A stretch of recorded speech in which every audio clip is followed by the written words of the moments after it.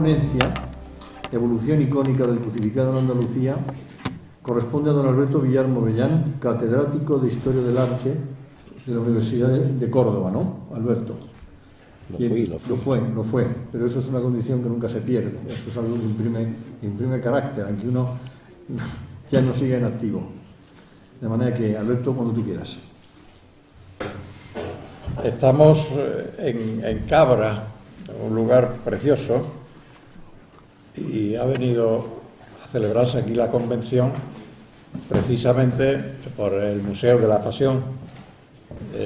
El Museo de la Pasión, que tiene un director extraordinario, la persona de Salvador, y que se genera en la idea del profesor Miñarro. Han venido antes a Córdoba para ver el Cristo de la Universidad. Es decir, esta convención, yo estoy firmemente convencido de que se ha celebrado aquí gracias al profesor Miñarro. De modo que mis palabras van a ser un homenaje al profesor Miñarro.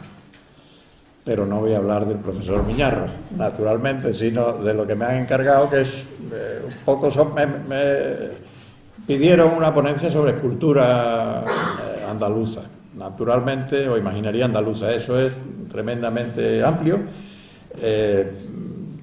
No hubiera dado tiempo en estos 45 minutos que tengo. Incluso hablar solo del crucificado, obviamente yo seleccioné el tema del crucificado para ayudarles a entender por qué la imagen que vimos anoche pues ha llegado a ser y se ha producido. Hay que entender cómo son nuestros orígenes, echar una mirada atrás a la historia y cómo se ha fabricado desde siglos el crucificado en Andalucía. Y eso es lo que yo voy a extractar, pero esto no es una ponencia pensada para expertos en historia del arte, obviamente, porque si no me pondrían un suspenso seguro. Me voy a dejar imágenes fantásticas que han hecho época en la historia del arte y que yo no tengo aquí ni tiempo de mencionar ni de comentar, pero sí lo que quiero es que saquen una idea de cómo se llega de unas imágenes a otras y de cómo, esto es una primera idea que quiero que quede bien clara, cómo la imagen no es tanto el resultado del conocimiento de un icono, aunque sí, sino más bien el resultado de una mentalidad que fabrica una sociedad que tiene sus dirigentes, sus pensadores, sus estetas y sobre todo sus teólogos. No hay que perder nunca de vista la mentalidad que es la que va provocando y configurando desde un punto de vista religioso o incluso social la imagen del crucificado. Esta es la primera idea, pues. Pensemos, por ejemplo, cuando se habla de la Sábana Santa, de la que yo no voy a hablar obviamente, cuando se habla de la Sábana Santa siempre se retrotrae uno a Bizancio, a las imágenes bizantinas, perfecto. Bueno, pues las imágenes bizantinas duran mucho tiempo, ¿no es cierto?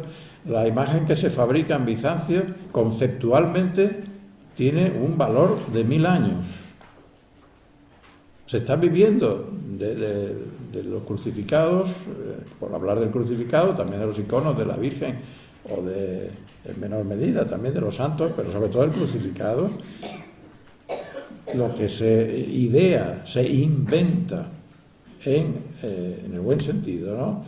Se crea en Bizancio, ese crucificado va pasando por todos los avatares del Imperio Bizantino, pero también se transmite a Occidente, porque en principio los primeros crucificados, como es bien sabido, que se hacen en Occidente, no tienen nada que ver ni con el crucificado real ni con el crucificado bizantino. Son Cristos, por ejemplo, presentados imberbes. Lo primero que nos viene de Oriente es el Cristo barbado, el Cristo siríaco que veíamos el otro día. Y a partir del Cristo barbado crucificado en Bizancio es como se construye la idea del Señor en la cruz. Ahora, esa idea está sometida a rigurosas medidas, es una idea simbólica, como no puede ser de otro modo, rehúye la realidad y apoyada por la filosofía, Y por la teología, esa idea dura 1000 años, formalmente. La plasmación de esa idea dura 1000 años. Hay que esperar prácticamente a la Europa gótica, al occidente gótico, porque Bizancio y luego pues, todo el mundo del área rusa, ¿no?, siguió con sus códigos.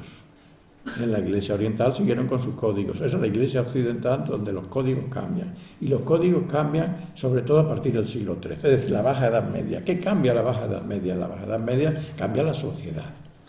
Cambia pues el mundo de las ciudades. La urbe se compone como un elemento de poder. Las catedrales, donde tiene su sede el obispo, pues son un elemento de poder. Y luego, frente a esos elementos de poder, surgen otras reacciones de antipoder. Es decir, frente a una iglesia, pues en cierto modo, pues lastrada por la corrupción, surge una personalidad, pues como puede ser San Bernardo, y mucho mejor San Francisco de Asís. Se cambia el mundo teorético de la Alta Edad Media por una visión más pedestre, si me permiten, es decir, más sincera, más apegada a la realidad. ¿Por qué interesa esa visión pegada a la realidad? Porque es una Europa nueva, una Europa de comerciantes, que necesitan lo tangible de lo que venden y compran, del intercambio, y están muy apegados a la realidad. Todo eso lleva a una contemplación de la naturaleza de forma diferente, como hace Francisco de Asís. Para él, criaturas de Dios. Francisco de Asís no se conforma con el Cristo que le habla en San Damián, no, tiene que ir a Tierra Santa a palpar la realidad de cómo fue el martirio del Señor y buscar los lugares, los santos lugares, porque necesita que por todos sus sentidos le entre esa sensación para percibirlo luego interiormente. Esa búsqueda de la realidad es muy importante. Eso que llamaríamos realismo, en sentido general, empieza a entrar en la Edad Media. Bueno, pues fijémonos los primeros crucificados góticos medievales, cómo entienden esta realidad, de una forma dramática y brutal. Porque en ese nuevo mundo el artista y los iconólogos se fijan en la profecía de Isaías, realmente. Es el Cristo, varón de dolores, como dice Isaías, como muchos se espantaron de él, porque desfigurado no parecía hombre ni tenía aspecto humano. Era una piltrafa ante la que había que taparse la cara para no verlo, porque molestaba de desagradable. Bien, esto es lo que se consigue, sobre todo en Alemania, los artistas alemanes, en esta tipología, que es el primer gran crucificado. En España llamamos crucificado doloroso, porque transmite esa sensación del dolor. En Alemania tiene varios nombres, se llama Gabelkreuz o Gabel Crucifix, por la forma que se le pone a la cruz, forma de horca, o de tridente en este caso, y de ahí le viene el nombre. Y también se le llama crucificados, crucifijos Pestkreuz, crucificados de la peste, ¿no? Porque según la profecía de Isaías es como si tuviera lepra o como si estuviera apestado, es decir, no se le quiere mirar porque como no se le mira a un apestado.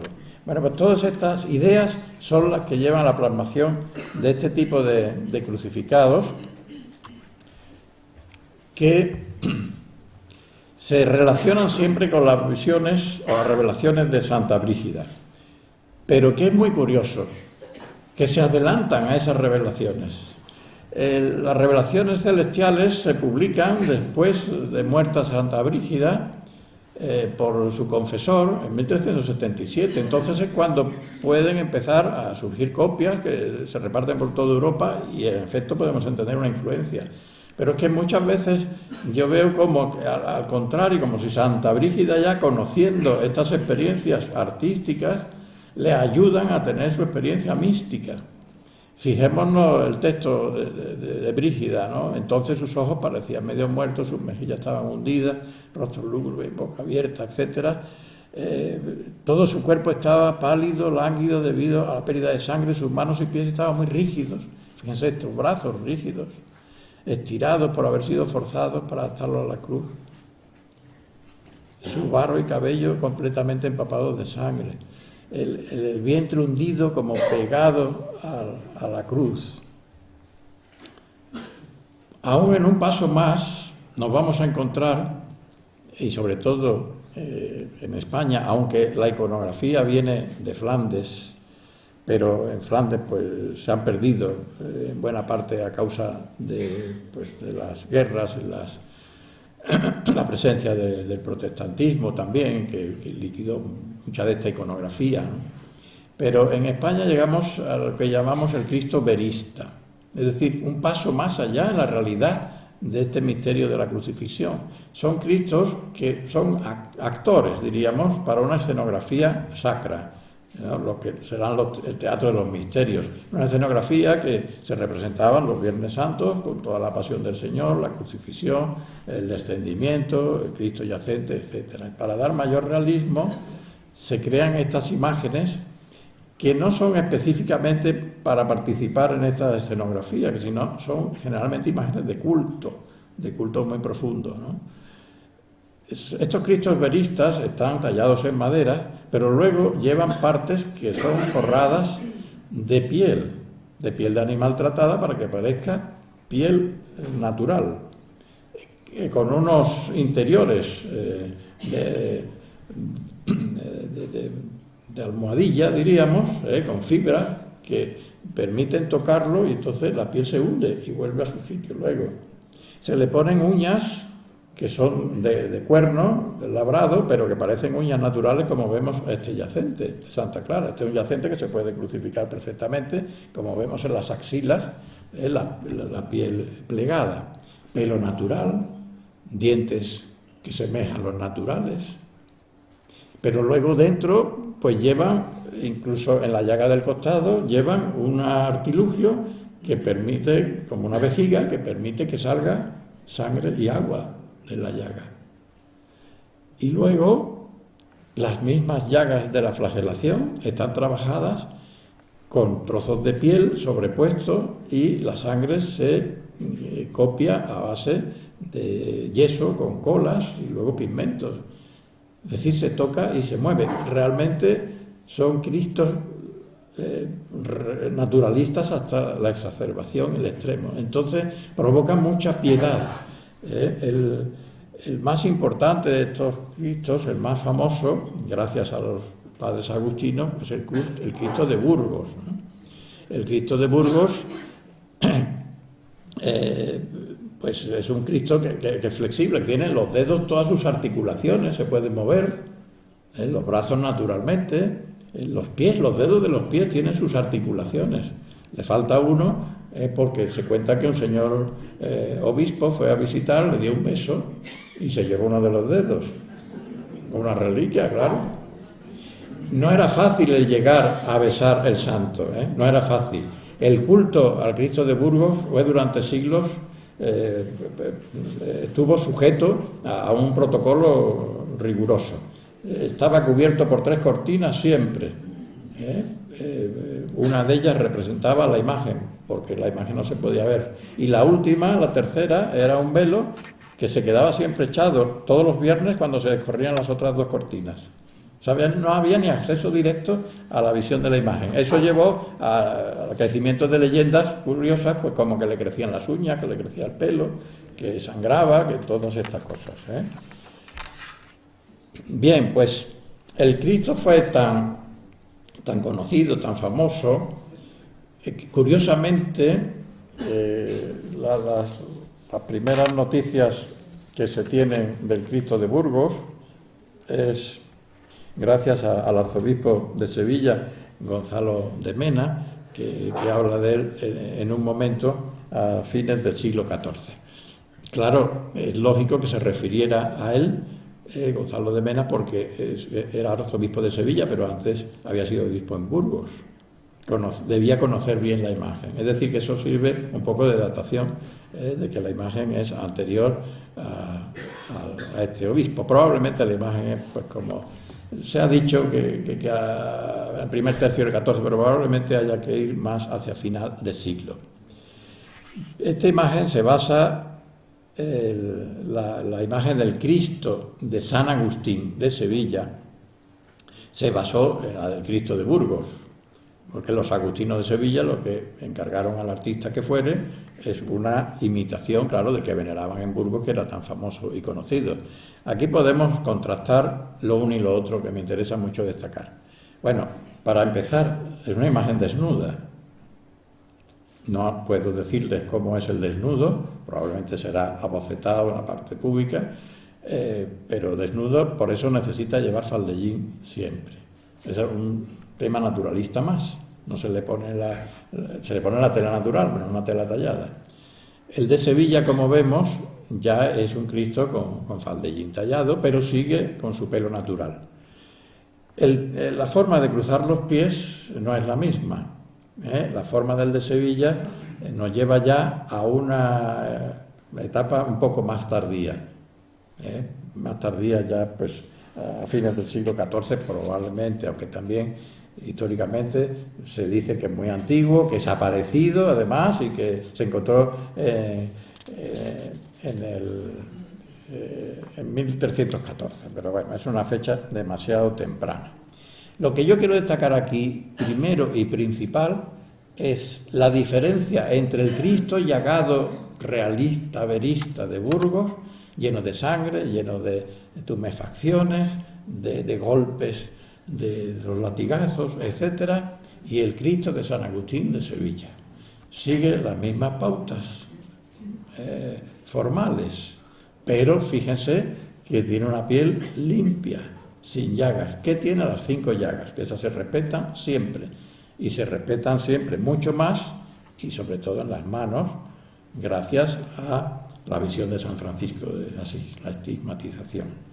Eso tuvo un éxito extraordinario en la iconografía.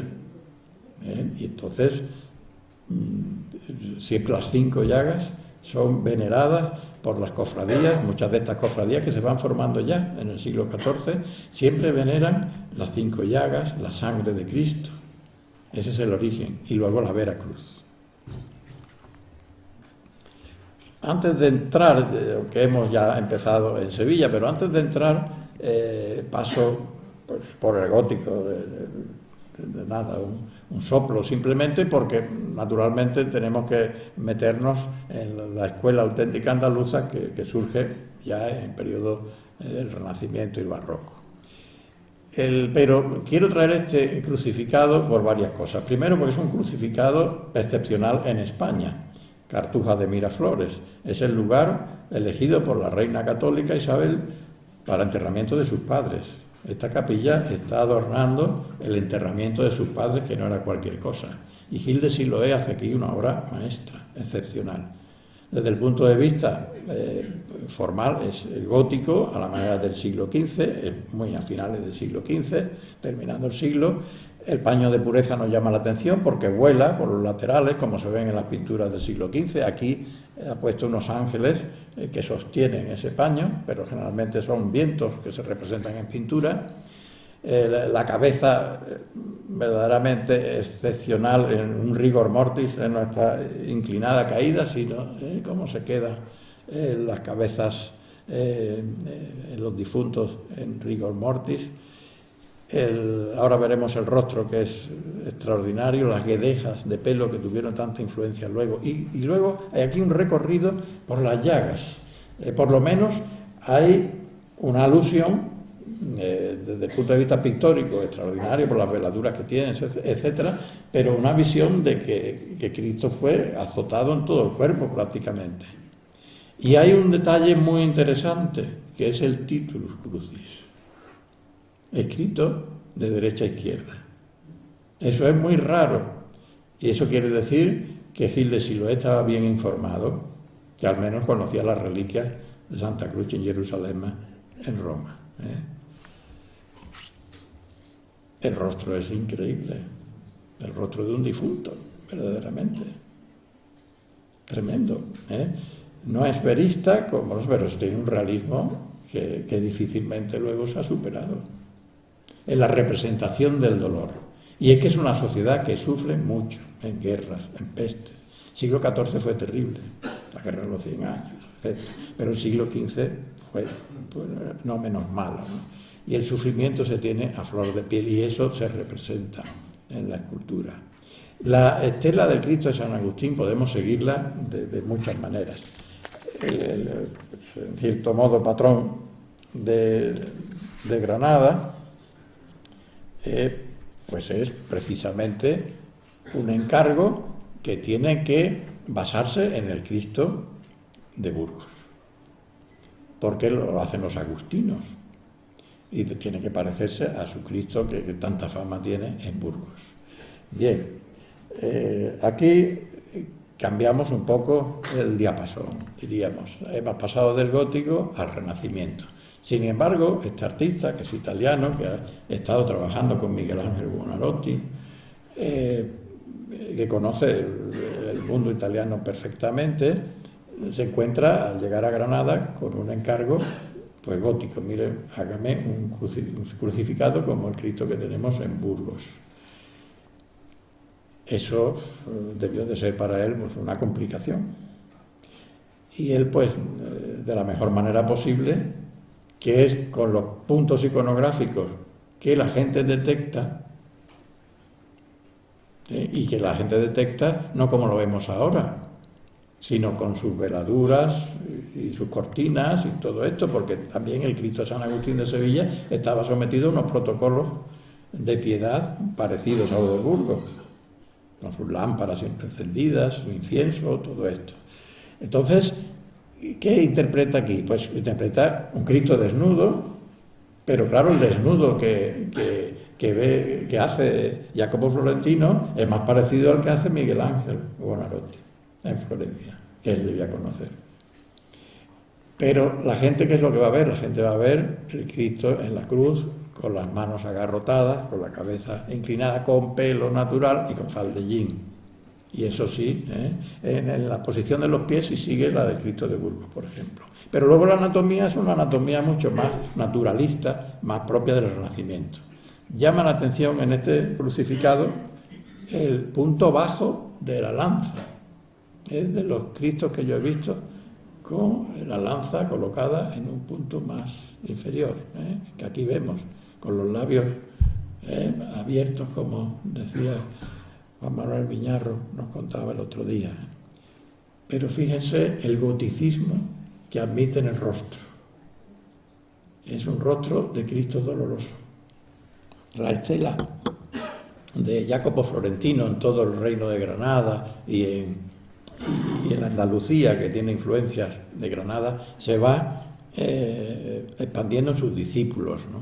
Pero que van introduciendo este renacimiento en la forma de tratamiento, sobre todo de la figura humana, la anatomía, donde se gana pues muchísimo, y en esa delectación por el desnudo, que lleva a hacer los paños de pureza cada vez más reducidos.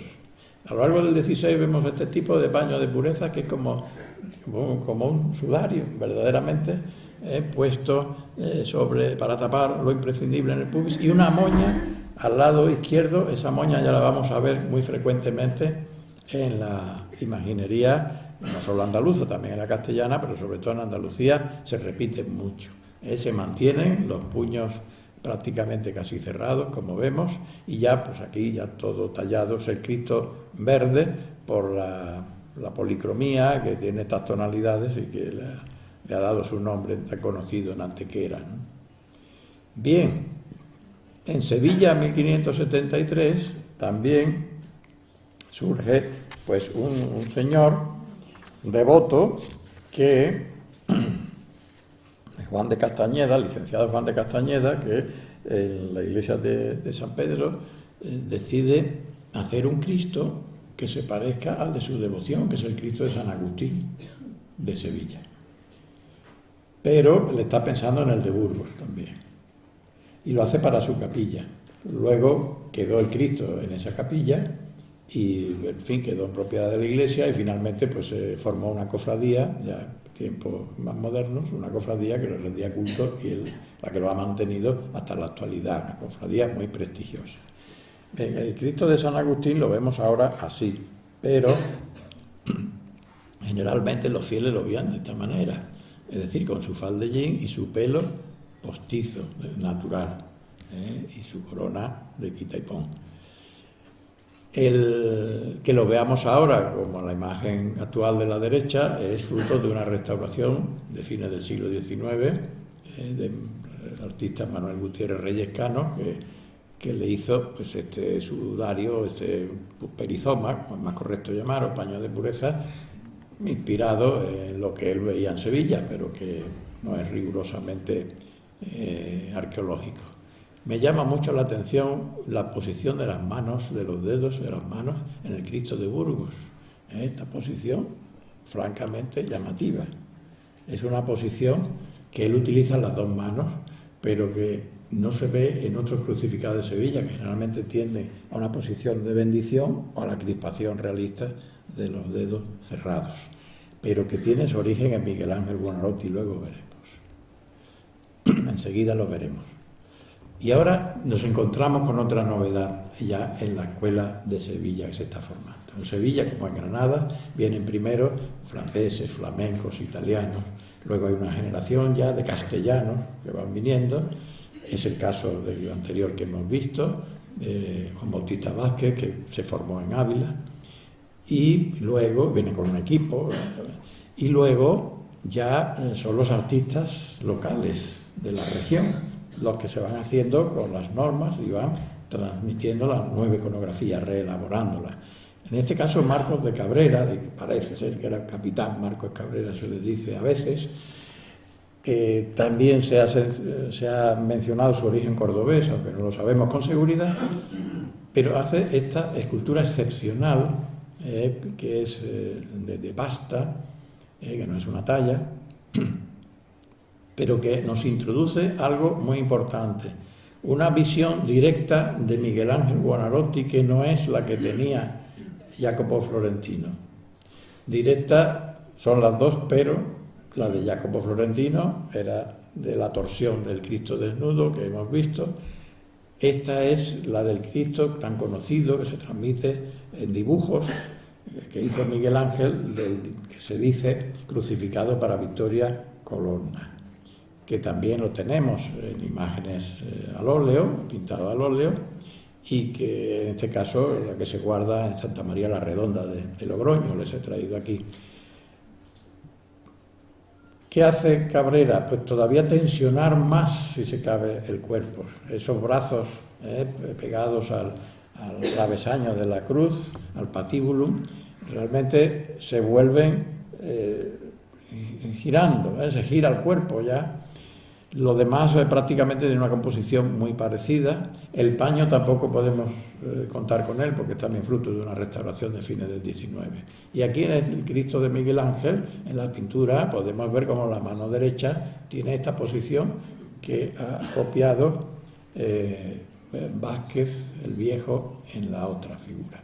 Impresionante el rostro del Cristo de la Expiración de la Hermandad del Museo, el anterior que vemos, que es el mismo, el anterior, este. El rostro es este, es un rostro patético, tremendo, trágico más bien. Un rostro que recuerda el conocimiento de imágenes antiguas como el grupo de Laconte, que tanto influyó en la Sevilla de ese momento, en muchos aspectos. Les voy a decir una cosa, en la Sevilla cofradiera, en la Sevilla de las Sagradas Estaciones, las dos imágenes más potentes, más poderosas, eran el Cristo de Burgos, que hasta el siglo XIX fue la imagen más devota de las cofradías sevillanas y del pueblo de Sevilla, y este, que era nuevo, que traía una nueva formulación. ¿Pero qué traía esta formulación? Pues un concepto desgarrador que por encima del renacimiento clásico que estaba entrando, remitía a la gente al recuerdo de lo gótico, que es lo que tenía en la mentalidad colectiva. Al Cristo de San Agustín, en cierto modo, este remite a esas angustias de lo gótico. Por eso creo yo que tuvo tanto éxito este crucificado en Sevilla. Pero en Granada, fíjense cómo va evolucionando. El creador de la escuela de Granadina, los historiadores del arte siempre lo reconocemos, Pablo de Rojas.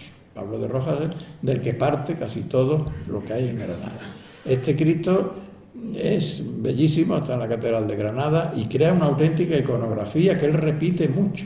Eso es un dato curioso que se va a dar en Granada y no, en cambio, en Sevilla. El icono que se repite, con ligeras variantes. Y se basa igualmente en Miguel Ángel Buonarroti, en esta torsión sinusoidal del cuerpo dispuesto de esta manera. Y ya vemos un detalle que se ve mucho antes en el manierismo, por ejemplo, de Navarra o en Castilla, que es el paño de pureza al perizoma, ya atado con una cuerda y con una o dos moñas, en este caso de una moña en el costado derecho y otra en el izquierdo. La del costado derecho generalmente se abre el paño buscando la visión de la belleza corporal, de que todo el costado del Cristo pues se vea perfectamente en su anatomía, que la tela no distraiga. Miguel Ángel sigue estando presente de muchas maneras en la iconografía andaluza. Y si nos fijamos en Sevilla, un discípulo porque aprendió con él y él lo confiesa, de Pablo de Rojas, Juan Martínez Montañés, el más grande de los escultores del barroco en Andalucía. Martínez Montañés olvida pronto lo que su maestro le enseñara y va a la fuente. Nuevamente nos encontramos a Miguel Ángel. E introduce un crucificado de 4 clavos que tuvo poco éxito, más en pintura pero menos en escultura, un crucificado de 4 clavos con los pies cruzados, como lo había hecho Miguel Ángel. ¿Por qué lo había hecho Miguel Ángel? Porque se basa en las visiones, revelaciones de Santa Brígida, que dice muy claramente en una de ellas que le tiraron, del pie le clavaron, cada uno con su clavo, los pies, y pasando el izquierdo sobre el derecho. Si hemos observado los crucificados, lo normal es poner el derecho sobre el izquierdo. Pero las visiones de Santa Brígida nos dicen que ve a Cristo de esa forma. Es la Virgen la que le transmite a Santa Brígida cómo crucificaron a su hijo, como testigo presencial. Bien, pues esto es un ejemplo del crucificado que hace Montañés, basándose en esta teoría de Santa Brígida y en la teoría de su amigo y policromador, generalmente de las mejores obras, que es Francisco Pacheco. Montañés en la talla y Pacheco en la policromía consiguen esta obra absolutamente genial, la más bella de ese momento en Sevilla, con diferencia, bella desde el punto de vista clásico, la formalidad clásica, del manierismo y de la piedad también. Este Cristo lo encarga el arcediano Vázquez de Leca y nos da la dimensión de cómo entienden una imagen en el barroco. Es decir, ha de estar vivo. Este es el encargo que se le hace a Montañés por el contrato que firma, ¿no? Antes de haber expirado, con la cabeza inclinada sobre el lado derecho, mirando a cualquier persona que estuviera orando al pie de él, como que le está el mismo Cristo hablando y quejándose de que lo que padece es por él. Este es el sentido de la imagen, ¿no?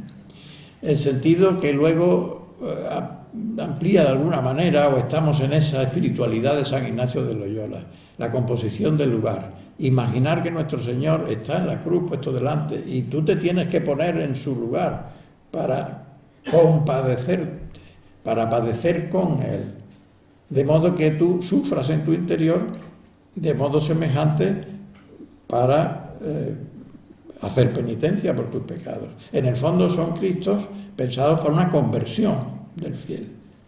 Esto es lo que consigue el barroco excepcionalmente. El más grande discípulo de Martínez Montañés es Juan de Mesa. Mesa pues hace crucificados bellísimos. En 9 años hace una serie de 10 crucificados que son obras maestras, a veces muy irregulares, porque lo que introduce Mesa, a diferencia del idealismo que vemos en Montañés, en el Cristo de la Clemencia, en los cálices, lo que introduce es el realismo. Es decir, el ser humano es deforme, cada mitad del rostro no es idéntica, es diferente.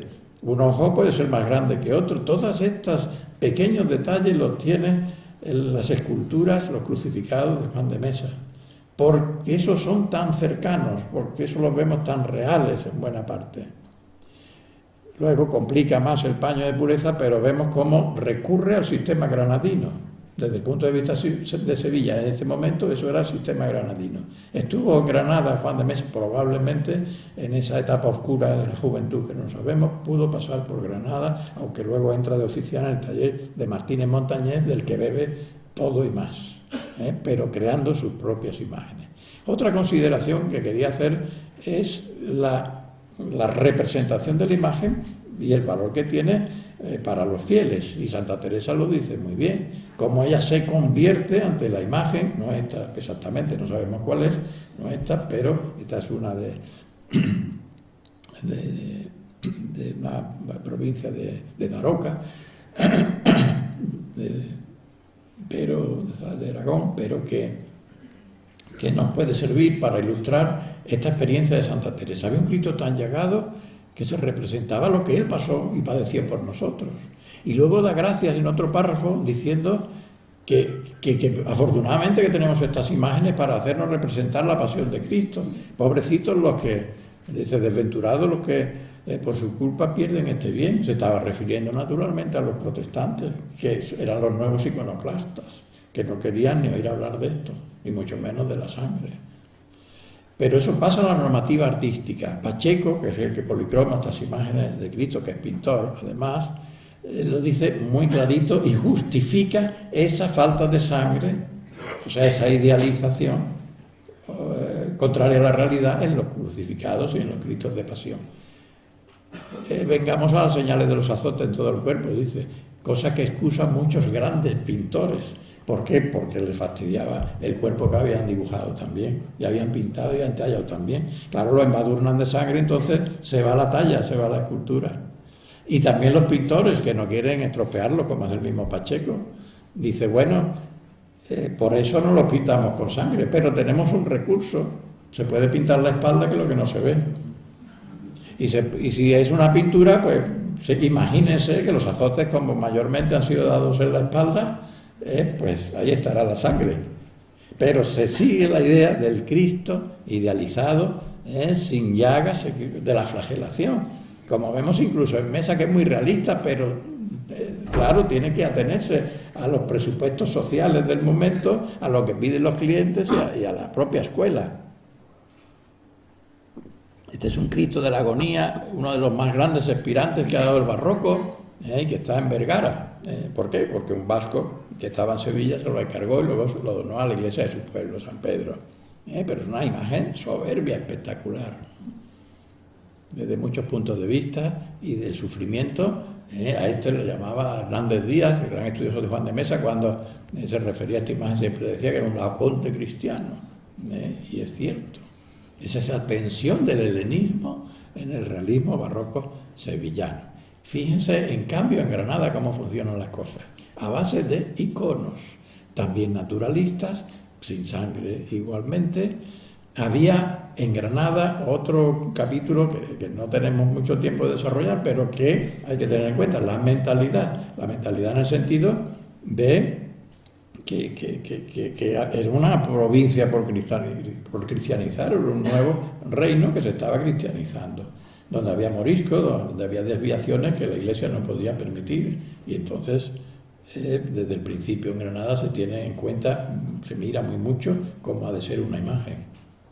Añadamos a esto las prescripciones de Constitución del Concilio de Trento, que decían muy claras las imágenes como debía de ser, y luego los sínodos locales como insistieron en que las imágenes no podían ser de quita y pon, de vestir, sino que tenían que ser talladas y tal. Entonces eso en Granada, en Sevilla se llevó muy poco efecto, pero en Granada sí.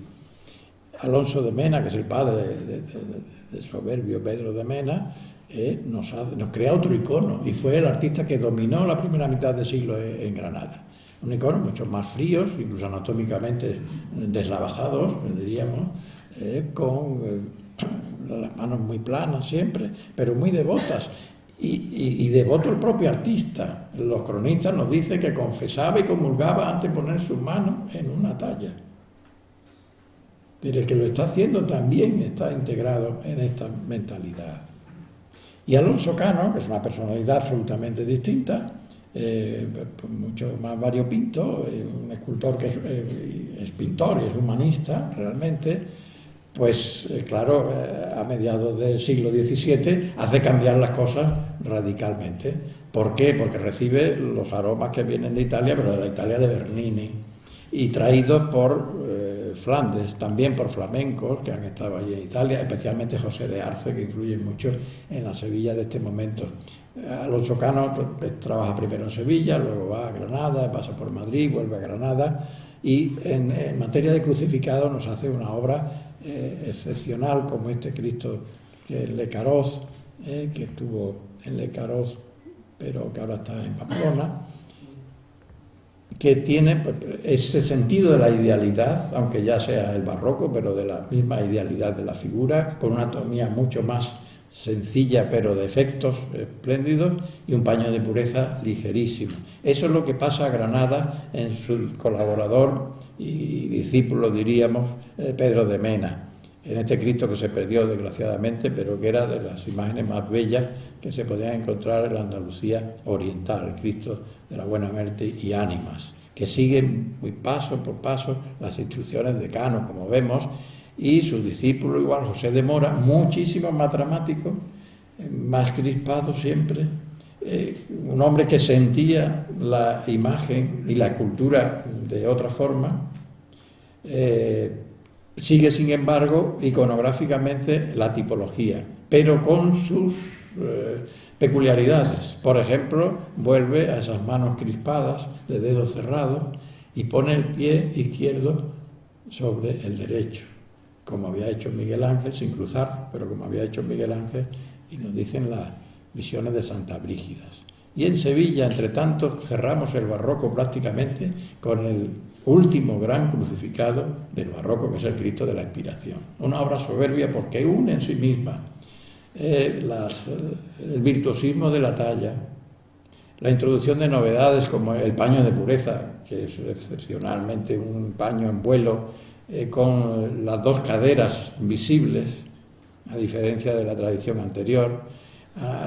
Pues el punto de vista de la asfixia anatómicamente representado en la penetración del abdomen y la proyección del tórax, como se ve, más luego la angustia tremenda de su rostro, del que pierde la vida, del que se le van los ojos, la mirada nublada.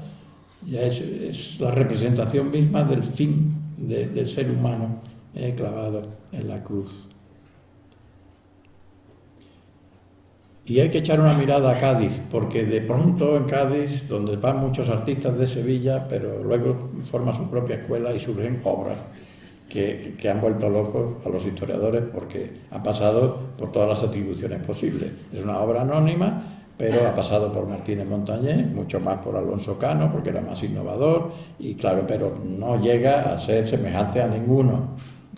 Y entonces, luego, últimamente, pues se han echado la mirada a los italianos, que hay muchos que trabajan en Cádiz, como vamos a ver en un momento, pero tampoco eso.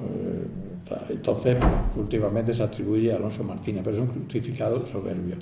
Los italianos pasan por Cádiz, pero van dejando una estética absolutamente diferente, que luego recuperan el modelo andaluz. Los italianos acaban haciendo esto. Esta obra últimamente atribuida a Juan Gandulfo, es el famosísimo Cristo de Limpias, fue también donación de un cántabro que estaba en Cádiz, un ándalo auténtico, y que lo dejó a la iglesia de su pueblo, ¿no? Es otra forma mucho más dulce de la expiración que la que vemos en el Cachorro, pero igualmente los Cristos muy lavados, como en Italia también se hacía, los propios italianos lo sabían, con algunas cosas llamativas como el paño de pureza pintado de azul, pero todo esto lleva a una reacción indudablemente que no tuvo éxito. Fray Juan Interián de Ayala, a mediados del siglo XVIII, nos están diciendo que cómo pintan los artistas y hacen estos Cristos bellísimos, llenos de carne, con morbidez, que parece que Cristo no estuvo padeciendo la cruz, sino que lo que estaba pendiente de ella para darnos ejemplo de su amor, paciencia, despedazadas y abiertas sus carnes, lastimadas con heridas, llagas y cardenales. Claro, se revelaba Fray Juan Interián de Ayala con el arte que estaba no solo al que se había llegado en el arte andaluz, sino al que se estaba imponiendo por la Academia de San Fernando, que empezaba ya mismo, todavía no se había formado hasta mediados de siglo, pero ya estaban los ilustrados huyendo de la sangre y mirando al mundo clásico y cómo había que representar al mundo clásico. La reacción es esto, que no tuvo éxito.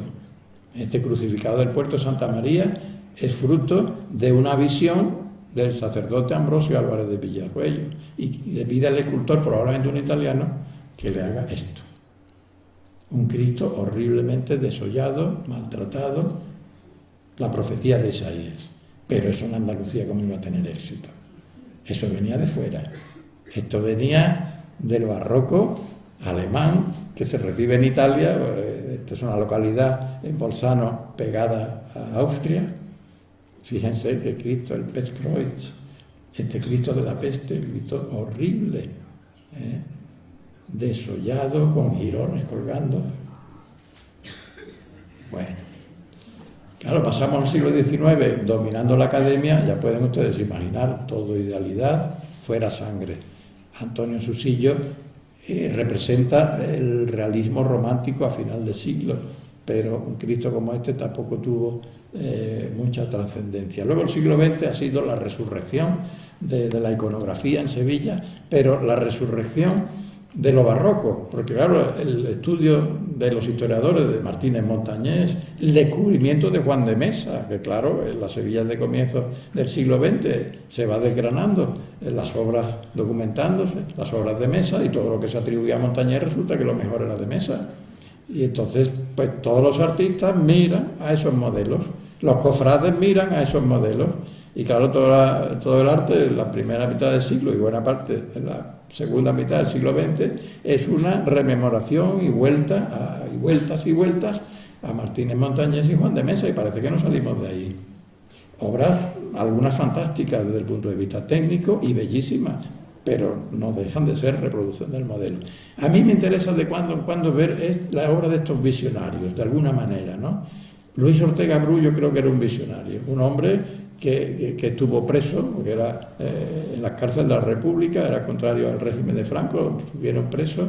Era un hombre que venía del arte abstracto, ya me estoy pasando de tiempo, lo siento, ya termino, del arte abstracto, y que sufre una conversión en un momento y mira al sufrimiento de la cárcel y a los que tiene alrededor, y los que él ve que sufren, y cambia radicalmente y hace unos Cristos verdaderamente excepcionales. Él lo dice en unas declaraciones: todas mis esculturas son desgarros, mi arte expresión del alma de mis amigos que han muerto luchando por un ideal. No puedo vender mi arte a los que solo quieren ver reflejados muñecos bonitos. ¿Qué definición de la imaginería que se está haciendo en la Sevilla de su momento? Claro, eso es un expresionista, alguien que tiene que dar la talla a lo que lleva dentro. Y en la pintura, que se cogía sangre propia para pintar, para policromar. Bueno, otra experiencia también de un escultor menos conocido, Augusto Morilla, pero que es imaginero también, y algunas cosas tiene por Córdoba, que fruto de la experiencia de un accidente, de un trauma, y él se surge un Cristo como este, que están bien muy lavados, sin sangre, pero crispados las manos, una angustia tremenda de la muerte, ¿no? Benito Prieto, un artista fantástico, hizo este crucificado que fue llamativo en la España del año 48, esto fue un bombazo. Y él hizo muchas réplicas y elaboraciones de su propio modelo. El más famoso de todos es el llamado Cristo de Kennedy, porque lo hizo cuando murió Kennedy bajo la impresión del atentado contra Kennedy. Y claro, este no ha tenido tradición más que una experiencia, que claro, la voy a traer porque quiero que la vean, pero que escultóricamente pues bastante triste. Es decir, porque lo han hecho aficionados. No así la policromía, que es de un pintor, de un artista. Pero lo que me interesa es que, a fin de cuentas, hay una especie de visión, no ya del artista expresionista y medio surrealista, que es Benito Prieto, sino también del sacerdote Juan González, que en Rota, cuando él tiene la oportunidad de ver el Cristo de Prieto, lo que hace es encargar una imagen que reproduzca ese Cristo de Prieto. Tenemos en Córdoba últimamente otra imagen que tiene mucho que ver en la posición de las piernas, desde mi punto de vista, con el Cristo de Prieto. Se ha debido informar, es Miguel Ángel González Jurado. Bueno, un artista imaginero muy conocido, es el autor de la Virgen que vieron ayer Nuestra Señora de la Presentación, aunque no la vieron porque estaban mirando al Cristo. Pero esa Virgen es de Miguel Ángel González Jurado, tiene una obra muy buena, muy bonita. Bueno, este es un Cristo de visión también. Este es como el del Arcediano Vázquez de Leca, es el de Montañés, este es el del Arcediano Fernando Cruz Conde. Este lo donó don Fernando Cruz Conde a las monjas carmelitas de Santa Ana. Y es un Cristo que pide el cliente Cruz Conde al artista, diciendo que se base en las visiones de Santa Teresa de Calcuta. La Madre Teresa, en el año 46, tiene las primeras visiones, donde se le aparece Cristo crucificado, y le dice: tengo sed, sed de almas, sed de los pobres. Y es de donde arranca la conversión de Madre Teresa. Y esto es lo que representa, de una forma también muy a la andaluza, muy a la granadina, como dice el propio Miguel Ángel González, no tanto a la sevillana. Bueno, y en este capítulo lo cerramos con el Cristo que ya vieron anoche. Es una dimensión diferente, en cierto modo, no quiero entretenerle ya porque me he pasado, pero en cierto modo fruto, no de una visión, pero sí de una necesidad del espíritu que surge en el año en que se hace publicidad, poco después de la noticia del carbono 14, ante la realidad de que la sábana santa pues era un fraude, según decían los periodistas. Yo tenía el convencimiento de que no podía ser así. Y entonces a los cofrades de la universitaria que nace en el año 89 y con el primer hermano mayor que falleció en accidente, desgraciadamente, estuvimos ya hablando. Cuando querían hacer un Cristo, yo les decía siempre: necesitamos un Cristo, no un Cristo al uso, sino un Cristo del siglo XXI. Y en el siglo XXI tiene que ser un Cristo con los datos que tenemos ya del hombre de la sábana santa. Tiene que ser un Cristo basado en el hombre de la sábana santa. Pero ¿quién nos hacía ese Cristo en el año 90, 93, cuando hablábamos de estas cosas? Teníamos a Miguel Ángel González Jurado en Córdoba. Se le encargó a Miguel Ángel González Jurado, que es el autor del Cristo que acabamos de ver antes. Naturalmente ni él tenía información ni podía, y se dilató tanto que providencialmente hubo que esperar muchos acontecimientos, y sobre todo al año 2007, en que ya sabíamos que el maestro Miñarro sabía cómo era el hombre de la sábana santa y podía hacer el esfuerzo de conseguir una obra única como ha conseguido. Yo en este pequeño homenaje se lo agradezco a Juan Manuel, porque Juan Manuel ha hecho, como yo he dicho en algún momento, no solo el Cristo sintónico, no solo el Cristo de la universidad, que para nosotros que es su vocación, sino sobre todo el Cristo de Miñarro. Como en el 19 se hablaba del Cristo de Thorvaldsen, pues en el 21 se hablará del Cristo de Miñarro. Muchas gracias.